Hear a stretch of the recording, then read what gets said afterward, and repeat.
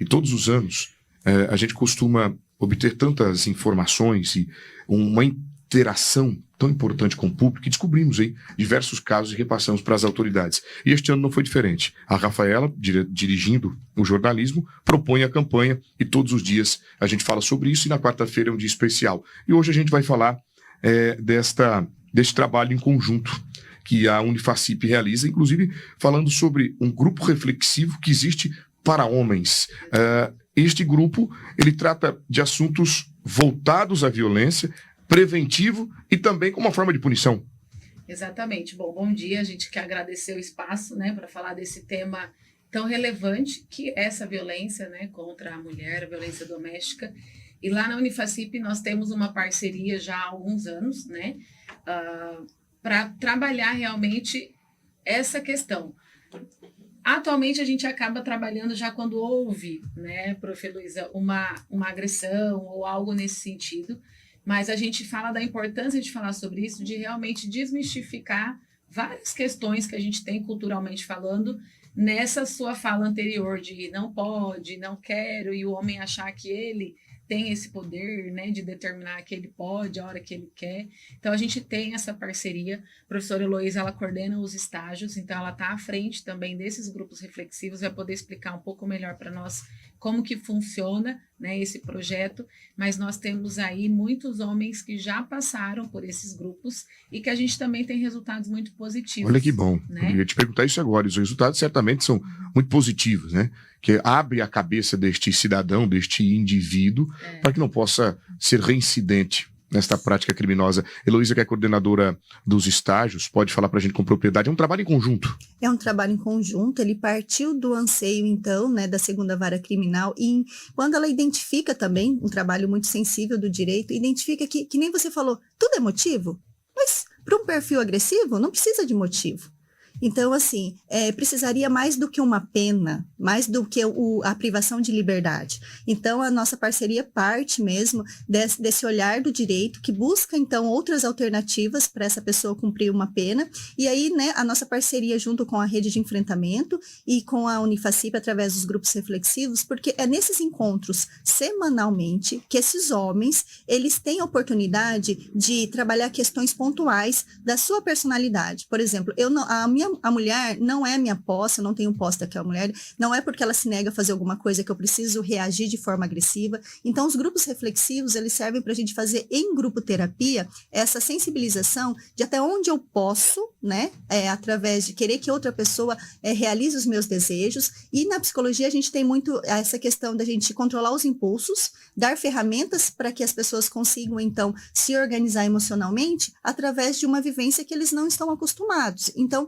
no grupo reflexivo, eles têm esse manejo, né, eles recebem esse trabalho para que eles saiam de lá, não só refletindo naquilo que fizeram, mas dando a eles ferramentas para que em outra oportunidade, quando eles se sentirem ou ameaçados, ou frustrados, ou que aquilo gere uma sensação de desconforto, eles têm, então, ferramentas que a psicologia fornece para trabalhar de outra forma que não a violência, seja ela psicológica ou até mesmo a agressão. A gente fala de tantos avanços, né? Por exemplo, a Lei Maria da Penha, que foi um grande avanço, considerado uma das melhores leis do mundo, que pretende reprimir e combater a violência em casa, a violência contra a mulher, contra a família, contra a instituição, mas ainda assim existe a persistência, né, e sobretudo, né, em especial, dizer aqui para vocês que nos acompanham, a falta de coragem de denunciar. Sim. As mulheres que ficam absolutamente dentro de um recinto, vítimas, né? Vítimas na realidade privam ela de liberdade, até mesmo de falar, de se expressar. Porque, olha, eu mato tua mãe, eu mato tua filha, eu mato teu irmão, teu tio. Ou seja, as ameaças que por trás existem fazem com que essa mulher não denuncie. O que esse homem fala neste momento reflexivo que vocês travam neste grupo, sobre principalmente qual é o medo deste homem? Porque ele pratica justamente lá a agressão, e ele, para se livrar de uma denúncia, ele comete um outro crime. O que esse homem diz para vocês neste grupo reflexivo? E qual é o método que vocês usam para tirar isso? Porque quando ele tem essa arma, que na minha opinião é uma arma poderosa contra a denúncia, que é, ó, vou matar a tua mãe, eu não vou querer que matem minha mãe, minha filha, meu filho, não vou querer. O que esse homem diz e qual é o método que você usa para ele tirar isso da cabeça dele? Então, a gente tem que entender, que é isso que a gente busca lá no grupo, entender que antes dele fazer essa ameaça direta, ele fez uma série de outros pequenos comportamentos ao longo do relacionamento antes de chegar nessa via de fato. Então, quais são essas pequenas ações? Por exemplo, este homem, ele precisa ter um excesso de controle sobre a vida da mulher.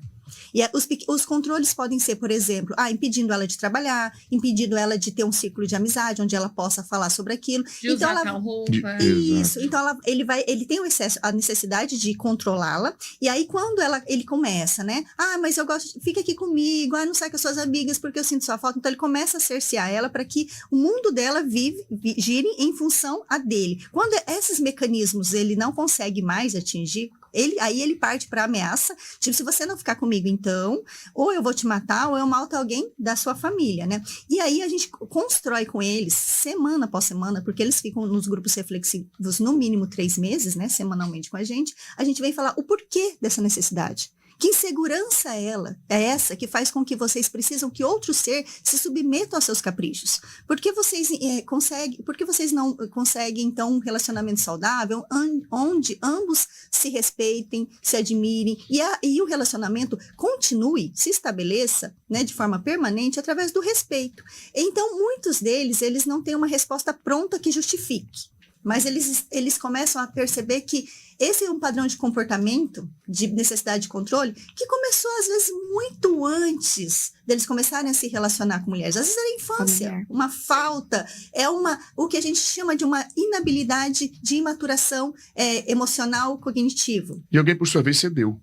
Lá naquele momento, alguém cedeu, o que deu a ele autonomia para continuar. Ô, Anderson, e é engraçado porque, assim, a gente vem de uma sociedade muito carente, né, vou usar esse termo, de que as relações elas precisam existir. Então a gente vê uma mulher que está numa sociedade muitas vezes que precisa de um homem, né, vamos pensar numa relação heterossexual, e ela se submete a algumas situações porque ela precisa de alguém para prover ou para estar do lado, ou uma dependência. E esse homem também vem de uma sociedade culturalmente pensada que ele é o provedor, que ele é essa pessoa que está ali para ter controle das coisas. Então, quando a gente fala em psicologia, quando a professora Heloísa ela traz essas questões que a gente trabalha, a violência em si, ela já é um resultado de algo. Então, a gente não trabalha só no resultado, a gente vai precisar trabalhar no que foi construído para chegar nisso. No resultado. Que é o que a psicologia trabalha. Então, muitas vezes o indivíduo, quando a gente fala de autoconhecimento, não é essa coisa de eu parar e olhar e pensar, mas por que eu tenho essa necessidade? O que falta que eu tive? Como foi a minha estrutura? Por isso que para nós, enquanto psicólogas, é tão importante uma educação desde a base, lá na infância, como os pais sustentam essa família, como que eles cresceram. Então, não tem como a gente, e é por esse motivo que a gente apoia tanto a doutora Débora no projeto, né, nessa parceria, que entender que esse agressor, ele também é vítima de uma sociedade que muitas vezes está vulnerável. Que é o que você falou das políticas públicas, né? Compreendi perfeitamente, que bacana. Daqui a pouco eu quero fazer uma outra pergunta. Estamos avançando no horário, mas eu acho que ainda dá tempo, Rafael. Fique à vontade para falar com os nossos profissionais. Eu gostaria de perguntar qual que é a maior dificuldade que vocês têm nesse trabalho, principalmente de já se relacionar e poder trabalhar essas situações, porque esses homens já chegam identificados certamente como agressores, querendo às vezes não por violência física, mas por violência psicológica. Eu queria saber qual que são as maiores dificuldades que vocês enfrentam nesse trabalho direto com eles.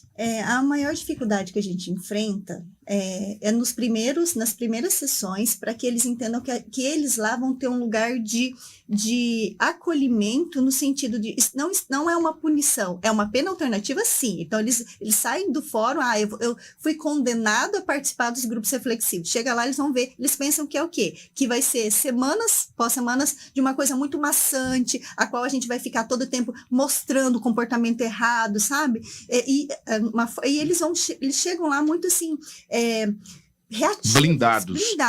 Aí a gente tem esse processo, né, nos grupos, para eles surgirem efeito, de a gente entender que ali é o momento que eles precisam refletir sobre suas questões mesmo, se abrir para o novo, porque a gente... Um espaço seguro, É um espaço seguro para eles mostrar as suas vulnerabilidades, porque foram essas vulnerabilidades e essas inabilidades sociais que levaram eles à agressão.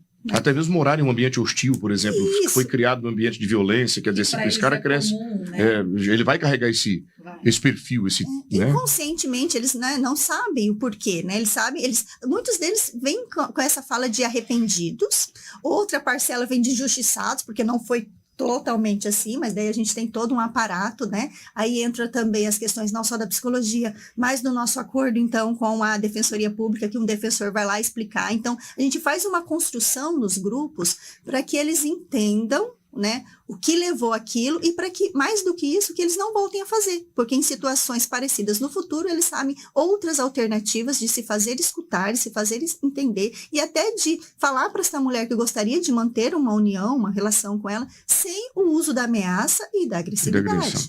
Eu gostaria de falar com a Ana Paula agora, só para a gente finalizar, estamos no horário já terminando o nosso programa, mas é importante essa sua resposta, Lobo. Daqui a pouco eu venho contigo também, ainda dá tempo. Como essa mulher deve se comportar diante disso? Naquele primeiro indício de uma violência, de uma privação de liberdade, de uma contestação em alguma coisa que ela queira, que ela pretenda, como que essa mulher deve se comportar? Porque na maioria das vezes, o homem ele traz esta suposta agressão, essa violência que começa de forma verbal, né? Com palavras que, não vai, não quero isso. Como essa mulher deve fazer para não provocar ainda mais esse indivíduo? É complicado a gente afirmar isso, porque não tem uma receita mágica, né? Porque talvez essa mulher também não tenha habilidades para lidar com isso. Então, e eu não falaria não enfrentar, né?